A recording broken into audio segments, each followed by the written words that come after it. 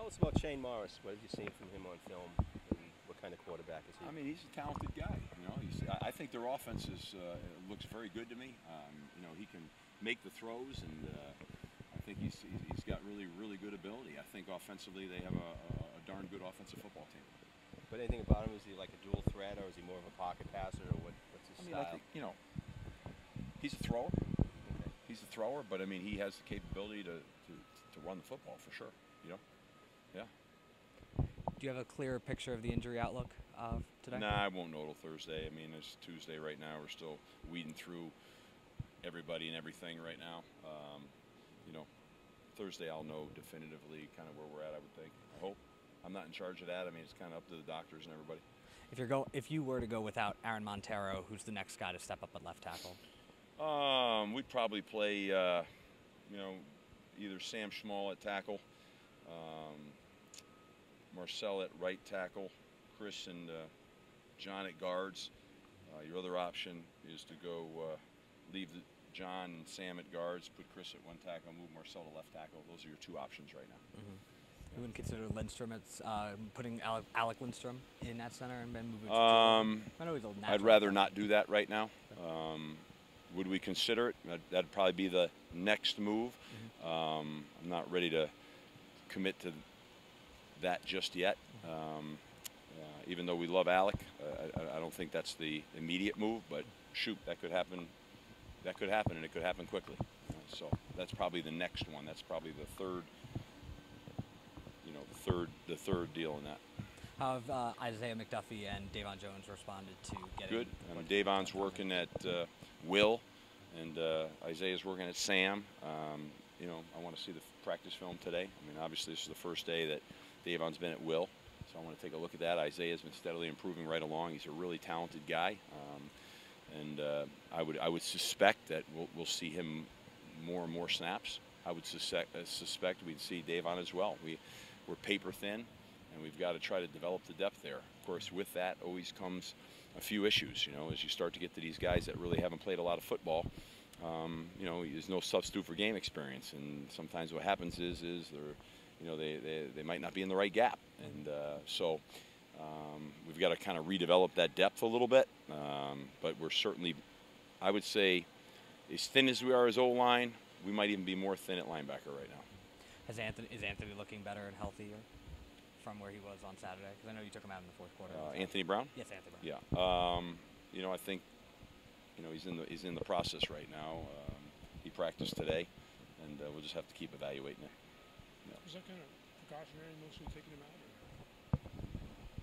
out? I'd say a little of both. I mean, I think, you know, we got to give him a chance to, you know, to feel better, and we'll see. Like I said, I'll know more on Thursday. I just don't know right now. Can you talk a little bit about his development?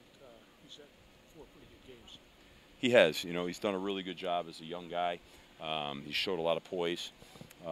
He's still in development. I mean, but I think he's done a lot of good things, and he'll just get better and better.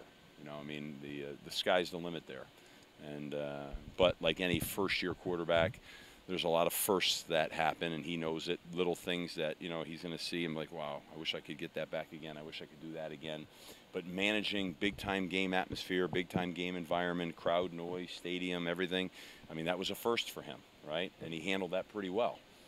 The Notre Dame game was kind of a first for him. He handled that pretty well. The Miami Ohio game was a first for him. The Wake Forest game was a first, given the fact that, you know, he had to learn how to handle the adversity of someone playing center that never played before, and the whole new feel of how the ball's coming back at him. And people probably don't understand how unsettling that was to a young guy, and that showed in that game. Not just, you know, not just in whether the snap was good, but just the confidence factor.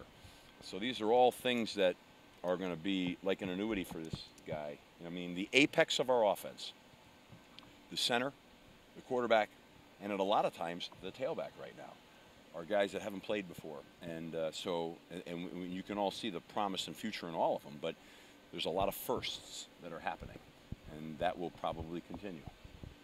You've gotten 4 consistent games out of Ty Schwab. Ty's played very well this year. Yeah, I think he's playing very well, and he's got a lot on his plate right now. He's trying to run that whole thing in there. And so, I think he's done a really, really good job trying to be a leader, trying to make all the calls, trying to get everybody lined up right. I mean, it's not easy, because, got guys in there that haven't played. So he's got to make sure everybody's where they're supposed to be based on all the different formations and sets and everything else. And I think he did a really good job with that this year, but especially on Saturday. So he's kind of taken over what John Johnson gave you last year as far as... I would say that's probably accurate. Yeah. I mean, John was more back-end orientated, Yeah. and Ty's more, middle of, again, Seven, yeah. I use this word, but this is what we talk about. The apex of the offense, the apex of the defense. The apex of the defense goes through, right, that nose to the linebacker to the safety, Yeah. and the connection of that whole thing. So he's got to make sure that's connected. And that's really, really important. I mean, knock on whatever. We got to stay healthy right now. I mean, or you're going to have another problem. What have you seen out of Kevin Bletzer so far, particularly on Saturday? I thought he really, I thought he took a big step on Saturday. I thought he played his best game, and that'll get better as time goes, because he's now played a fair amount, right? He has now 2 back-to-back games where he's had to shoulder the load, so to speak, and I thought that he improved from Notre Dame to Clemson, and hopefully, we'll keep seeing that growth and development there. So, he did a good job for us. He's got to learn now how to handle the special team load that he always had. Now he's got to handle it. That sometimes is another thing. These guys, they have to learn how to handle being a starter and a special teams, not just a special teams guy and a substitution player. So those are pieces that like Ty handles the whole load. Will Harris handles the load. Those guys can more. They can handle the load. That's the next piece of this for him. Speaking of special teams, Mike Walker looked pretty good on punt returns on Saturday. Yeah. Is there a sense on the sidelines that you're kind of just waiting for him to bust one loose? Yeah, I mean, I think on kickoff return and on punt return, I would say that there's a really high confidence level that we're pretty close right now. I mean, we're playing at a high level on those units right now, and against really good competition. That's the other piece that seems to sometimes have a mechanism of going by the wayside here. Really good competition, and probably as good as there is in the country right now. So it's a good way to evaluate. You can evaluate it properly that way. So I would say we're close. We're close.